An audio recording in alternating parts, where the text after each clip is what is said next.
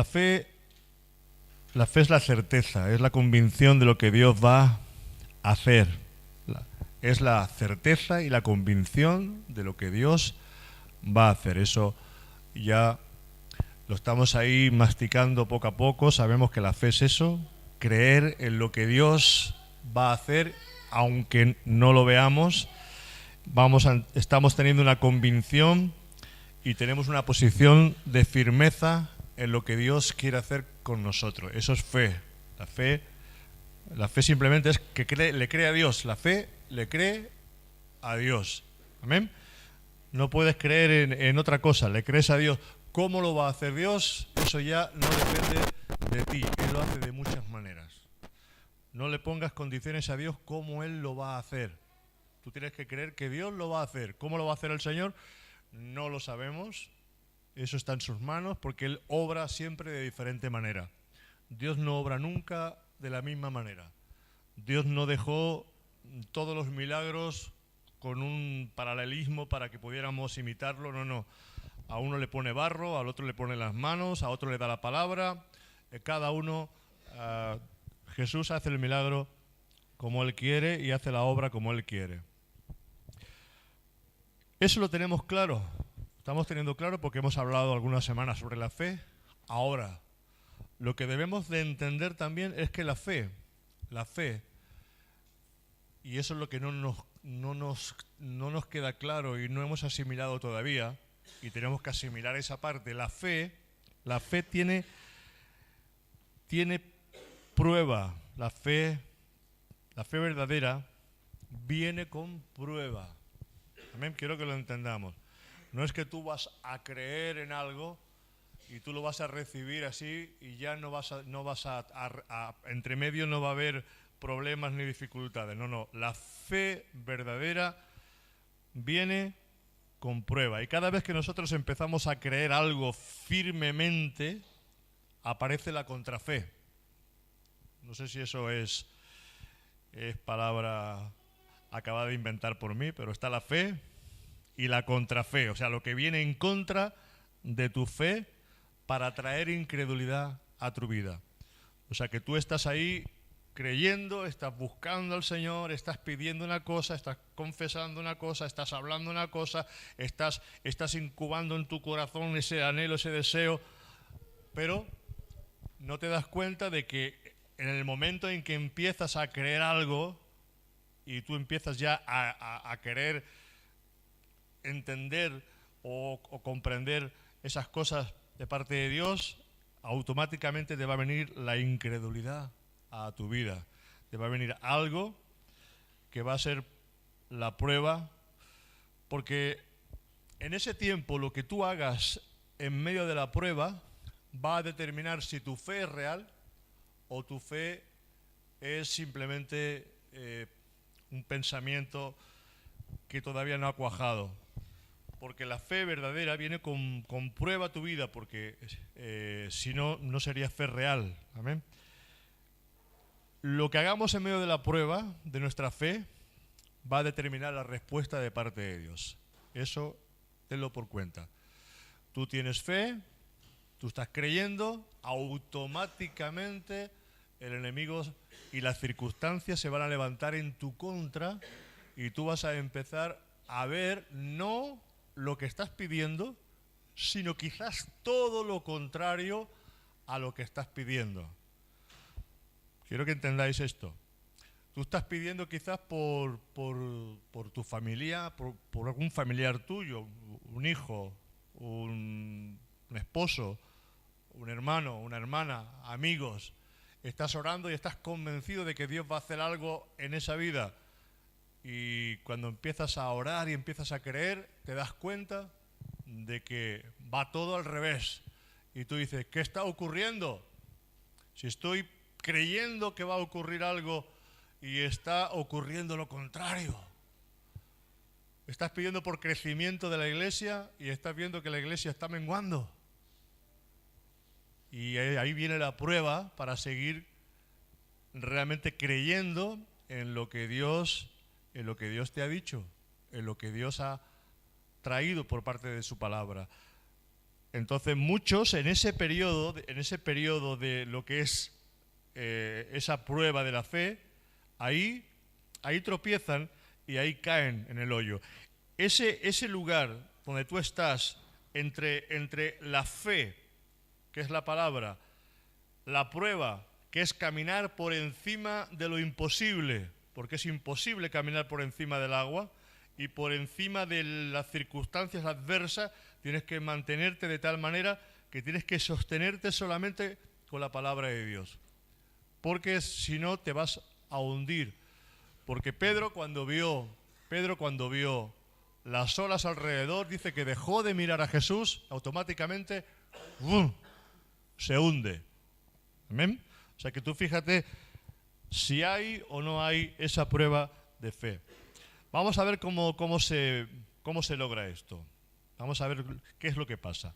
Romanos 4, del 18 al 22. Porque muchos se desmoralizan, se impacientan y muchos abandonan, porque como no ven resultados y ven resultados negativos, pues al final abandonan esa posición de fe, esa palabra de fe la abandonan y se olvidan. Hermano, te has equivocado. Y luego te diré por qué. Romanos 4, del 18 al 22 dice, aquí está hablando de Abraham. Él creyó en esperanza contra esperanza para llegar a ser padre de muchas gentes, conforme a lo que se le había dicho. Así será tu descendencia. Creyó en esperanza contra esperanza. Dice el 19, y no se debilitó en la fe, aquí está la prueba, al considerar su cuerpo, que ya estaba como muerto, siendo de casi 100 años, o la esterilidad de la matriz de Sara. Aquí vemos que Dios le da una palabra a Abraham y le dice que su descendencia iba a ser como las estrellas de los cielos, que le iba a dar un hijo, que le iba a dar descendencia, pero sin embargo él miraba a su esposa y dice, imposible, y si es una yaya, imposible, si yo soy un yayo, casi 100 años, todo estaba en contra, pero él creyó en esperanza contra esperanza. Dice, tampoco dudó por incredulidad, porque eso es lo que nos viene muchas veces cuando estamos pidiendo algo, nos viene incredulidad. Y la incredulidad lo que hace es que te aparta, lo que quiere es apartarte la mirada de Dios. La incredulidad es un espíritu, quiero que lo entiendas, es un espíritu demoníaco que viene para apartar tu mirada de las promesas de Dios, apartar de la posición de victoria, porque el diablo sabe que tu fe vence al mundo. El diablo sabe que si tú tienes fe, tú eres más que vencedor. Pero en el momento en que tú dejas de creer, ya no hay victoria en tu vida. Por eso tú tienes que mantenerte fuerte, porque esa incredulidad, te guste o no te guste, va a venir a tu vida. Jesús, cuando se bautizó en el desierto, allí recibió vino el Espíritu Santo, se posó sobre él, pero automáticamente luego el Espíritu lo lleva al desierto y viene la tentación y viene la prueba, porque siempre que tú empiezas un mover espiritual en tu vida, vas a tener al enemigo detrás, porque él ya se encarga de traer todo lo que tiene que traer para apartar de ti la bendición y la victoria. Hermano, tienes que mantenerte firme, porque los problemas van a venir, las circunstancias difíciles van a venir, la incredulidad te va a venir, todo eso te va a venir, vamos, y más en este tiempo que corremos. Te guste o no te guste, hay un espíritu demoníaco por todos sitios, por todos los lugares. La gente hace lo que quiere, lo que le da la gana. Me comentaba el hombre que le estaba trabajando, es un decorador. Dice, yo llevo siempre en el coche y en la bolsa y cuando salgo por las noches llevo siempre un spray que me he comprado, dice, porque hay mucha inseguridad. Dice, no se puede salir ya a las calles como salíamos antes. Hermano, estar por ahí de fiesta a las 2, las 3, las 4 de la mañana no trae nada bueno para tu vida, porque a la vista está los problemas que hay en este tiempo son tremendos, y la maldad ha aumentado. Creedlo, que la maldad ha aumentado. Jesús lo dijo, que la maldad aumentaría, y esa maldad lo que hace es que nos quita esa parte del amor de Dios. Tampoco, dice el 20, tampoco dudó por incredulidad de la promesa de Dios. Tienes que subrayar este versículo. Tampoco dudó por incredulidad de la promesa de Dios, sino que se fortaleció en fe. Mira la forma en que él lo hizo. Se fortaleció en fe, dando gloria a Dios. O sea, él estaba continuamente dándole gloria, dándole alabanza, diciéndole: Señor, tu palabra es real, te doy, Señor, la gloria, porque sé, Señor, que lo que tú me has prometido se va a cumplir. Él tenía que estar fortaleciéndose, dándole la gloria al Señor continuamente por la palabra y por la promesa que había recibido. Dice en el 21, plenamente convencido de que era también poderoso, plenamente convencido de que era también poderoso para hacer todo lo que le había prometido, por lo cual también su fe le fue contada por justicia. O sea, lo tenía todo en contra, como tú muchas veces lo vas a tener todo en contra. Pero dice que no dudó por la incredulidad, no quiso que la incredulidad entrara a su corazón, sino que se fortaleció en fe y siguió creyendo de que también era poderoso para hacer lo que Dios le había dicho, lo que Dios le había compartido y le había comunicado. Mira, la impaciencia, porque lo que trae esa falta, cuando tú no ves el cumplimiento de las promesas de Dios, cuando tú no ves el cumplimiento de aquello que estás pidiendo, de aquello que estás creyendo, lo que viene a tu vida es impaciencia. Y la impaciencia es una mala consejera. La impaciencia hace que tú salgas de la iglesia. La impaciencia hace que tú dejes a tus hermanos. La impaciencia hace que tú abandones esa posición de fe que te va a traer victoria a tu vida. Y la impaciencia es una mala consejera, porque Abraham, siendo impaciente, y Sara siendo impaciente, su mujer, llegó un momento en que se equivocaron y escogieron el camino fácil. Y cuando tú te impacientas, escoges el camino fácil. Cuando te impacientas, escoges un camino que es un camino equivocado. Dice Génesis 16, del 1 al 3. Sarai, mujer de Abraham, no le daba hijos. Sarai, mujer de Abraham, no le daba hijos. Porque, hermano, Dios le da la palabra, pero empiezan a pasar los años y el hijo prometido no venía. El cumplimiento de la promesa no venía. Algo estaba ocurriendo ahí. Sara se impacientaba y Sara decía: aquí quizás Dios lo que nos ha dicho es que esto lo hagamos de otra manera. Ya empezó a dudar. Quizás Dios lo que nos ha dicho es que hagamos esto, aquello o lo otro, pero no era ese el plan de Dios para ellos. Dios le había dicho de que tendría un hijo, de que Sara tendría un hijo. Esa fue la palabra correcta. Sarai, mujer de Abraham, no le daba hijos, y ella tenía una sierva egipcia que se llamaba Agar. Dijo entonces Sarai a Abraham. Aquí está Sarai, la mujer de Abraham, hablándole y trayéndole un consejo. ¿Ya ves que Jehová me ha hecho estéril? ¿Ya ves que no hay nada que hacer? ¿Ya ves que el plan de Dios no se cumple? La mujer es tu carne. La mujer es tu carne, que la carne es mala consejera, porque la carne nunca te va a aconsejar conforme. Aquí Sara es la carne, tipo carne, aconsejando a Abraham tipo espíritu. Pero vemos como aquí cede, por lo que sea, Abraham cede, y entonces, bueno, ya veis lo que ocurre. Dijo entonces a Sarai, Abraham: ya ves que Jehová me ha hecho estéril. Te ruego pues que te llegues a mi sierva, quizás tendré hijos de ella. Y atendió Abraham el ruego de Sarai.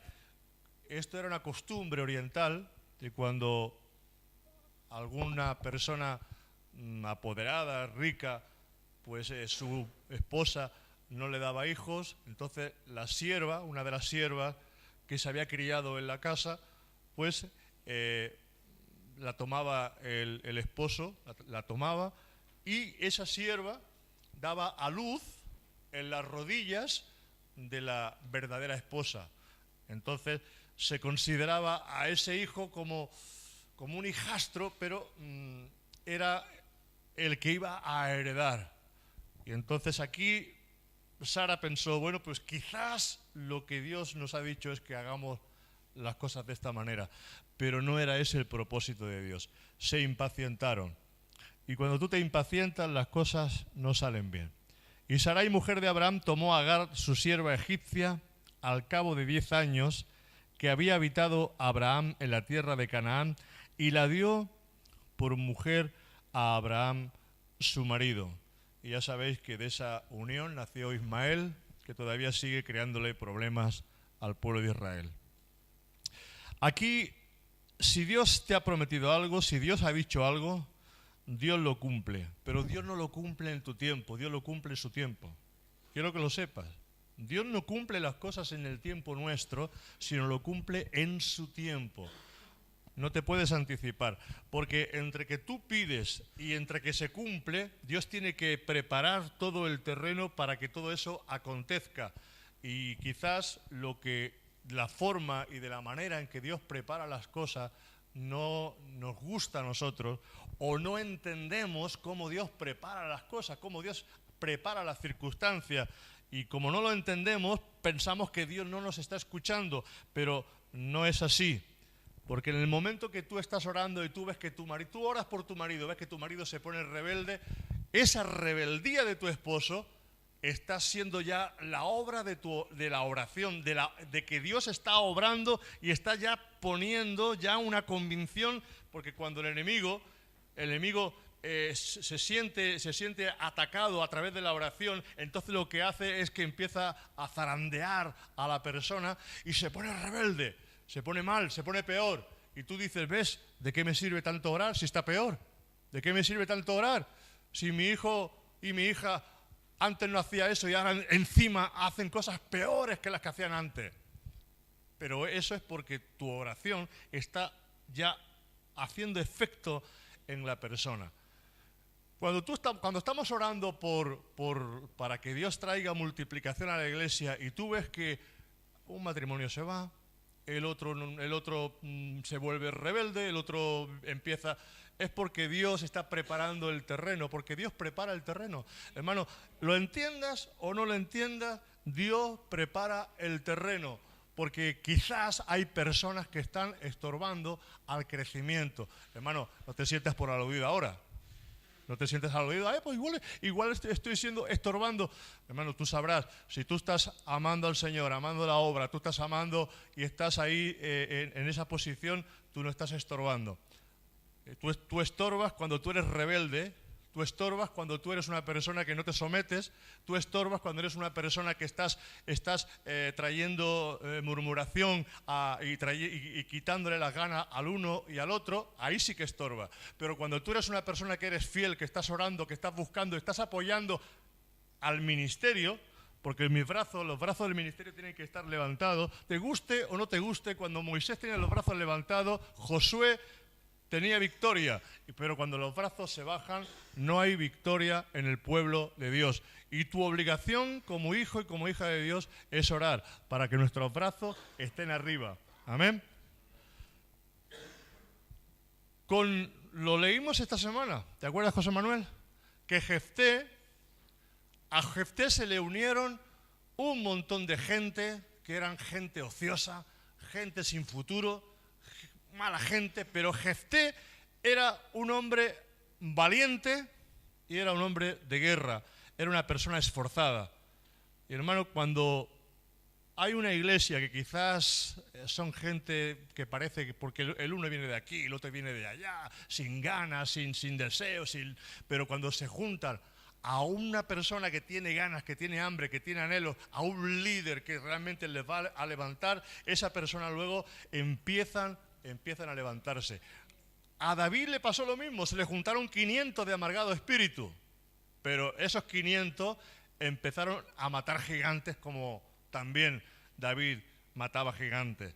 Porque cuando tú estás en un lugar donde el espíritu del que hay delante lo estás apoyando y te estás pegando a ese espíritu, ahora tú dices, no, yo voy por libre. Hermano, si vas por libre, allá tú, pero por libre en el ámbito espiritual el diablo va a acabar contigo.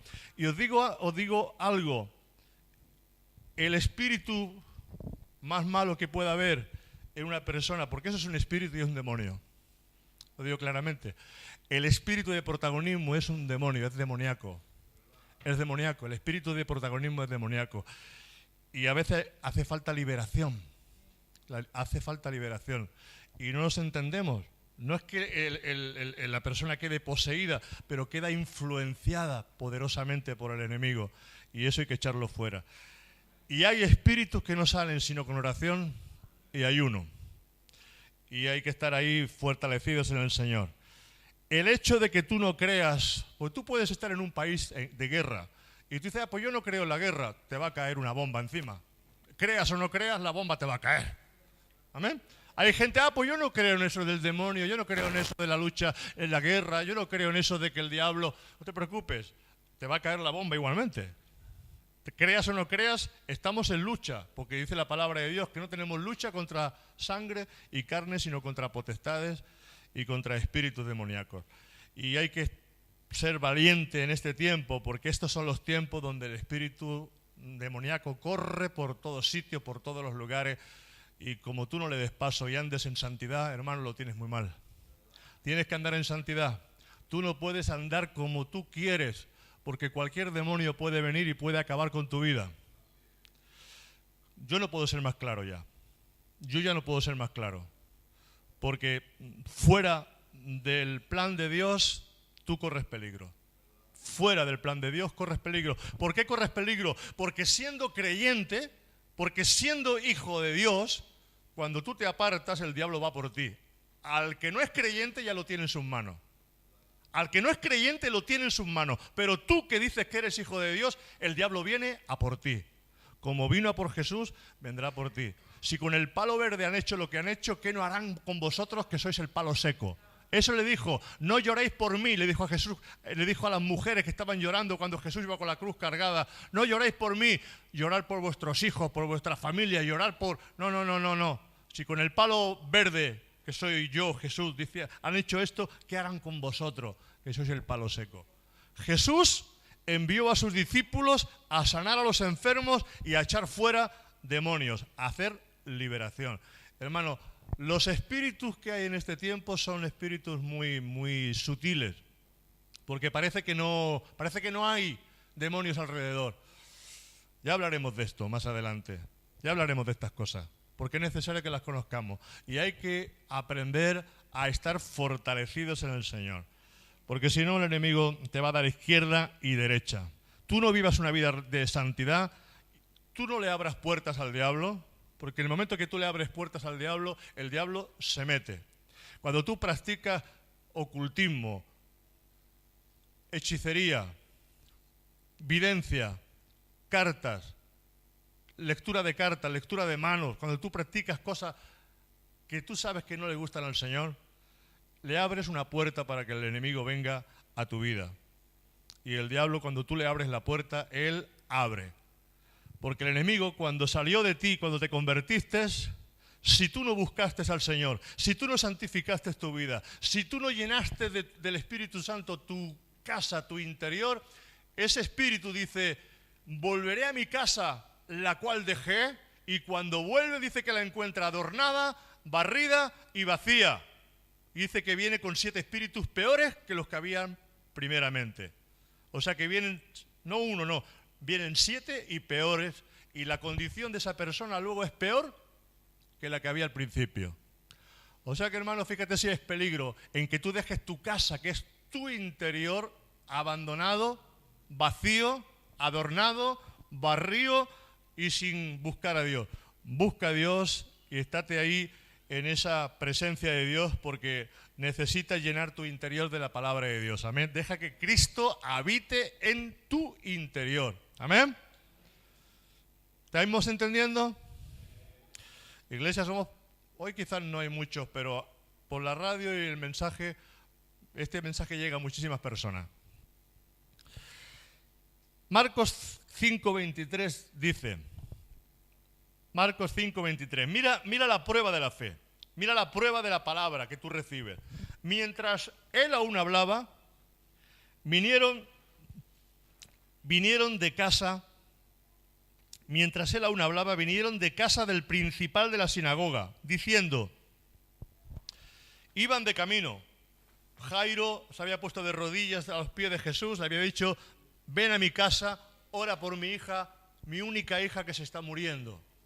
Y en el camino viene la mala noticia. O sea, la fe, él creyó, él tuvo la fe de que Jesús podía hacer algo, fue a buscar a Jesús, pero por el camino de tu creencia, por el camino que tú estás para recibir la promesa, para recibir la bendición de Dios, por el camino te van a dar mala noticia.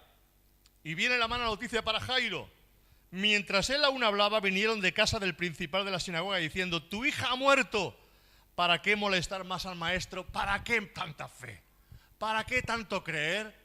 Si ya, ¿ves? Ya ha muerto. Ya no hay nada que hacer. Ha venido ya un problema grave. La situación ha empeorado. Parece que ya no hay remedio. Y si tú te crees esa palabra, automáticamente tu fe se va a pique. Por eso, hermano, la fe es espiritual, la fe no es física, la fe no tiene nada que ver con lo físico, la fe actúa sobre lo físico, pero tú tienes que entender cómo obra el Señor en el reino espiritual y en el reino físico para que estas cosas no te afecten. Cuando esa mala noticia venga a tu vida, tú tienes que seguir creyendo. Aquí viene Jesús y le dice, pero Jesús, luego que oyó lo que se decía, dijo al principal de la sinagoga, no temas, cree solamente. O sea, no temas por lo que estás escuchando, no temas por esa mala noticia, no temas por lo que estás viendo, no temas por lo que estás mirando a tu alrededor, no temas porque si se va ese matrimonio, no temas porque si tu hijo no está dando el resultado que tú quieres, no temas si tu economía empieza a ir a pique, no temas, sigue creyendo, cree solamente. Ahí estaba nuestro hermano creyendo, orando. Bueno, pues ya tiene la bendición de Dios y más cosas que van a venir. Vamos a creer que más cosas van a venir, amén. Él necesitaba esa bendición del trabajo, como hemos visto también como Dios ha traído otras cosas. Un piso que ha traído a Elena, todo el mundo dice es imposible, no podía ser, ya tiene piso. También Enrique, 2 pisos seguidos, el de su madre y el suyo también, ahí la fe actuando en él rápidamente, cuando no hay pisos de alquiler en Tarrasa. Sin embargo, Dios para sus hijos, cuando estamos creyendo, Dios hace la obra. Amén. No temas de lo que estás oyendo, no temas de lo que te dicen los médicos, no temas del mensaje que estás escuchando negativo del diablo, porque damos más validez a la voz del diablo en nuestras vidas, porque como nuestra carne todavía no está perfumada por el Espíritu, no estamos llenos del Espíritu, le damos más importancia a lo que oímos de nuestra carne que a lo que oímos de parte de Dios. Y tú tienes que escuchar en medio de la tormenta, tienes que escuchar la voz de Dios. No temas, cree solamente. No temas, cree solamente. Amén. No os dormáis, ¿eh? Me estáis obligando a pegar grito. Y no quiero pegar grito. Yo tenía puesto un mensaje de un predicador, estaba poniendo la radio y estaba hablando un hermano gitano, no voy a decir nombres para que nadie se enfade, y me viene el decorador, el que estaba allí escuchando el mensaje también, me dice, oye, ¿por qué habla tan rápido ese hombre?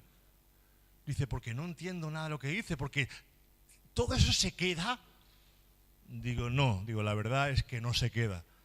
Porque si damos un mensaje y no te enteras de nada. Sí, yo os emociono, pegáis aplausos, os levantáis, pero al final, ¿qué queda? Tú tienes que entender, porque Jesús le dijo a los suyos, ¿entendéis? ¿Estáis entendiendo lo que estoy diciendo? Entonces, la unción no está en la rapidez con que se predica, ni en el grito que tú puedes levantar. Porque, hermano, yo sé pegar gritos también. Y yo sé hablar rápido también. Pero ¿de qué sirve hablar rápido si tú no estás asimilando la palabra y entendiendo lo que Dios quiere decirte? ¿Amén?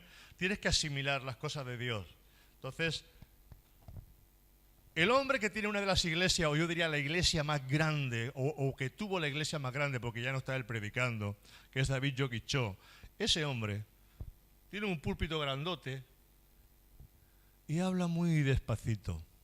Y no chilla, ni se mueve del púlpito. Y tiene casi 1 millón de personas en su iglesia. Porque cuando Dios quiere hacer una obra, lo que está buscando son oídos. El que tenga oídos para oír, oiga lo que el Espíritu le dice a la iglesia. Hemos entendido mal el mensaje. Pensamos que por chillar más, por ir más rápido, por gritar y por traer una palabra... No, hermano. La unción no está ahí. Todo tiene que tener un equilibrio. Nuestras vidas tienen que ser equilibradas. Tú no puedes irte ni a un lado ni a otro. No puedes irte a una palabra que duerma a la gente, porque hay algunos que tienen más fe que Pablo. Porque a Pablo se durmió uno, pero hay pastores que se duermen todos. Tú no puedes ni irte a un lado ni irte al otro y empezar a pegar chillidos y gritos. No. Hay un toque del Espíritu. Hay un toque del Espíritu que cuando viene, Dios se mueve. Amén. Tú tienes que incluso creer. Tú tienes que creer que en medio de la predicación Dios puede sanarte. Tienes que creer que en medio de la predicación, en medio de la palabra, Dios puede liberar tu vida y Dios puede hacer un milagro en tu vida. Tienes que creerlo, porque la palabra es espíritu, está ministrándote el espíritu a través de la palabra de Dios. Porque Jesús, por medio de la palabra, echaba fuera a los demonios y por medio de la palabra había milagros allí donde estaba. Quiero que lo entendáis. Hemos entendido que el milagro viene cuando tú sales al frente y te se imponen las manos. No. El milagro viene cuando tú escuchas con fe y oyes atentamente lo que Dios quiere decirte a tu vida. Cuando tú escuchas con fe, entonces esa palabra la asimilas, porque la fe viene por el oír y el oír por la palabra de Dios. Amén. Pero Jesús, luego que oyó lo que se le decía, dijo al principal de la sinagoga: no temas, cree solamente. Las circunstancias siempre se vuelven malas, siempre, porque detrás de una promesa se pone en marcha un mundo espiritual que trae opresión. Detrás de una promesa se pone en marcha una promesa, porque esto es, dice, y todo lo que pidáis creyendo, creed que lo recibiréis y os vendrá. Quiere decir que ya el pedido está hecho y el pedido está enviado. Pero entre que el pedido lo recibes, hay un tiempo donde el enemigo va a traer opresión a tu vida. ¿O no trajo opresión el diablo a Daniel cuando estuvo 21 días luchando contra el príncipe de Persia?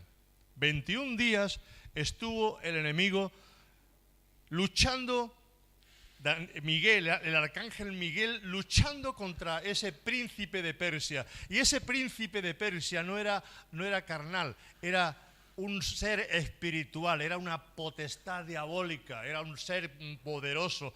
Porque, hermano, los reinos, las naciones, las ciudades están gobernadas y dirigidas por espíritus. Lo creas o no lo creas, los brujos suben a esos lugares altos y allí hacen sus cositas para mantener y traer esa opresión demoníaca sobre las ciudades. Líderes que están tomados por el mismo enemigo. Por eso dice la palabra, orad. ¿Por qué te piensas que la palabra dice que oremos por nuestros reyes? por nuestros gobernantes y por aquellos que Dios ha puesto en autoridad. Porque si tú estás orando por los reyes, orando por los que están puestos en autoridad, tú estás cubriendo por medio de la oración a esas personas para que el enemigo no influencie sus mentes y vengan leyes injustas y vengan cosas que no tienen que venir. Por eso es importante que oremos por nuestros gobernantes, te guste o no te guste. Quizás a ti te fuera gustado que saliera otro gobernante, pues ha salido el que Dios ha querido que salga y hay que orar por él, te guste o no te guste, hay que orar por el que Dios ha puesto. Amén. A mí no me gusta que haya rey, pues te aguantas porque Dios lo tiene puesto ahí y tendrás que orar por el rey, te guste o no te guste. A mí me gustaría más que hubiera una república, pero no hay república, hay un rey. A mí me gustaría que hubiera salido, yo qué sé, Pepito de los Palotes. No, pues no ha salido Pepito de los Palotes, ha salido Pedro Sánchez. Pues gloria a Dios por ese hombre, porque habrá que orar por él, para que Dios pueda gobernar y pueda traer lo que tenga que traer a este país. Amén. Hermano, no es lo que tú quieres, sino lo que Dios hace, porque es Dios quien pone y Dios quien quita las autoridades. Gálatas 5 dice, tengo 10 minutos más y acabo, ¿vale? Gálatas 5, 17. Mirad aquí donde está la llave, ¿por qué pasa todo eso? Dice, porque el deseo de la carne es contra el espíritu. El deseo de la carne es contra las promesas de Dios que son espirituales. Las promesas de Dios son espirituales, no son carnales, porque carne y sangre no entran en el reino de los cielos. Lo que entra es espíritu. Y el deseo de la carne es contra el espíritu, y el del espíritu es contra la carne. Y estos dos se oponen entre sí para que no hagáis lo que quisierais. Y hermanos, las promesas de Dios son espirituales, son por el espíritu. Por eso tienes tanta lucha carnal y tanta incredulidad. Porque la incredulidad no viene de parte de Dios, viene de parte de tu carne. Porque Pablo dijo, miserable hombre de mí, ¿quién me librará de esta carne, de este hombre de pecado, que tiene ganas de pecar, que me inclina al pecado, que está viciado por el pecado? Y él sabía que la única fórmula era estar lleno del Espíritu Santo. Porque cuando tú estás lleno del Espíritu, entonces Pablo dice en Romanos 8:1, ¿quién me condenará? ¿Quién condenará a aquellos que son guiados por el Espíritu? Mirad, este es el ciclo normal. Ya con esto vamos a ir acabando. Este es el ciclo normal desde que tú empiezas a pedir algo hasta que tú lo recibes. Este es el ciclo normal. Palabra de Dios. Primero viene una palabra de Dios a tu vida, viene una promesa de Dios a tu vida, viene o tú buscas una palabra. Y esa palabra de Dios viene por medio de la Escritura. Puede venir por sueños, puede venir por visiones, o puede venir por un sentir profundo que no nos deja. Y siempre que ese sentir sea conforme a su palabra y a su voluntad. No es un sentimiento tuyo de tu carne, es un sentir de Dios en tu corazón que te inclina y que te lleva a hacer algo porque no te deja tranquilo el Señor. Esa palabra te viene o por la Escritura, o por un sueño, o por visión, o por un sentir en tu corazón. Esa es la palabra de fe, la promesa que tú recibes de parte de Dios en tu corazón. Y tú cuando recibes eso, esa palabra es para tu vida. ¿Te puede venir por un sueño? Sí. A José le vino palabra y revelación por un sueño de que sus hermanos se postrarían, de que algo iba a pasar en su vida. Te puede venir por la Escritura, leyendo que Dios un día abra la Escritura, leas una promesa y te quebrante el Señor y te diga, eso es para ti, eso te lo doy para ti. Ahí hay una confirmación, porque recibes el toque, el quebranto, el Espíritu Santo que te está hablando directamente a través de la Escritura. Lo recibes a través de una visión. Pablo vio en visión, vio al Señor cuando estaba el mar, que ya estaban naufragando, y él pudo consolar luego a toda la tripulación y le dijo: el Señor ha estado esta noche conmigo, se me ha aparecido en visión y me ha dicho que nadie va a perecer. Lo tenía claro porque era de parte de Dios, de que esa palabra había venido a su vida. Quiero que entendamos, la palabra viene primeramente a tu vida y viene de una manera o viene de otra, pero tú tienes que entender que eso es palabra de Dios para tu vida, confirmada por medio de que el Señor te ha hablado.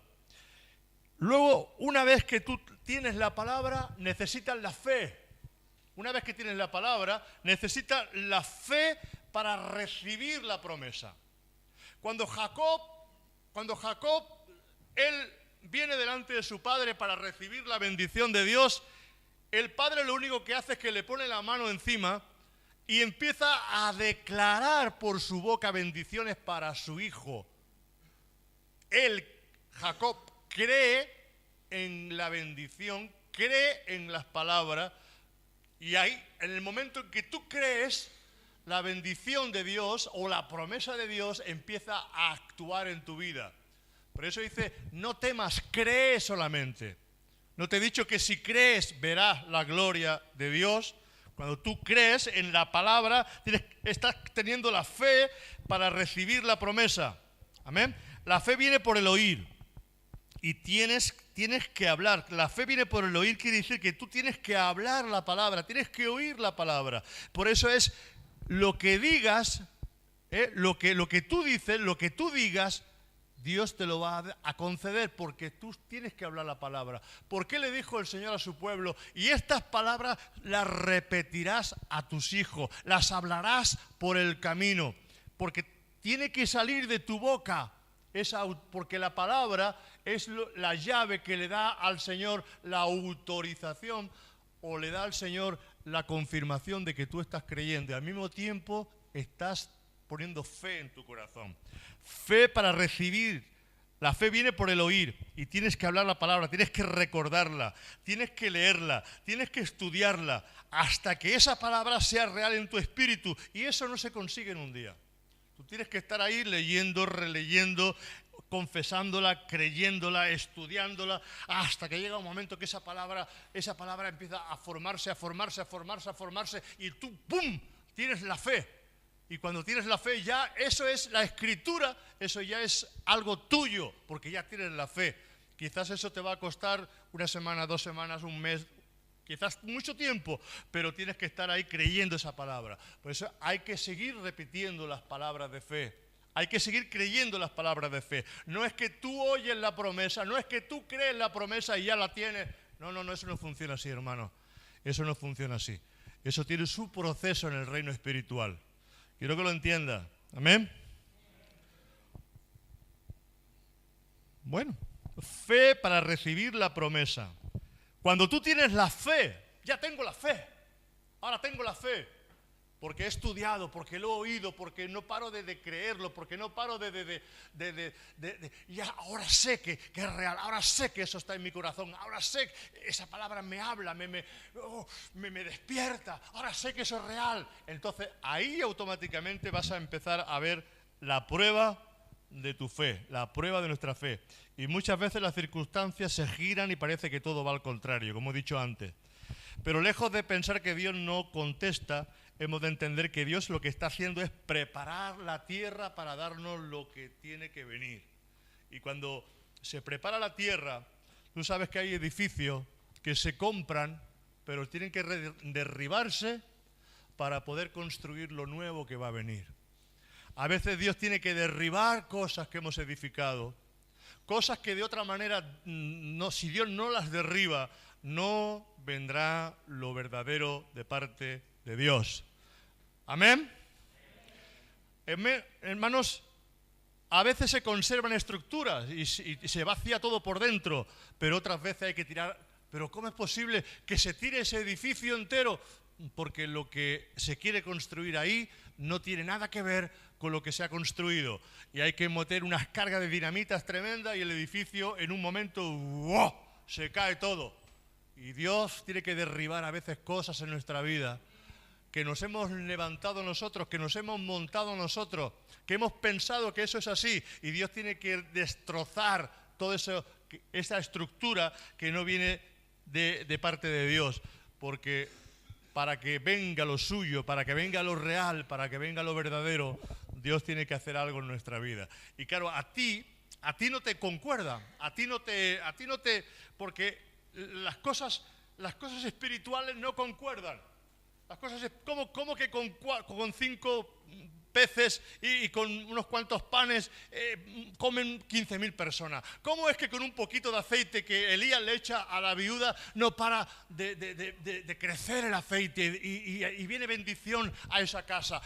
¿Cómo es que se cae un hacha en medio del lago porque hay alguien que estaba cortando y le dice a Eliseo, el hacha no era mía, era prestada? Y Eliseo coge un palo y la echa y el hierro sube y flota. Tú no puedes entender las cosas del Espíritu. Dios hace las cosas como Él le da la gana y tú quieres hacer y entender con tu mente natural, y el hombre natural no puede entender las cosas del Espíritu, porque las cosas espirituales hay que entenderlas por el Espíritu, no por la carne. Entonces, hermano, olvídate de cómo Dios va a hacer las cosas. Él va a hacer, pero tú tienes que creer. Y aún a pesar de que el edificio caiga, aún a pesar de que el mar se levante, aún a pesar de que las circunstancias se pongan adversas, tú tienes que seguir creyendo en la palabra de Dios. Amén.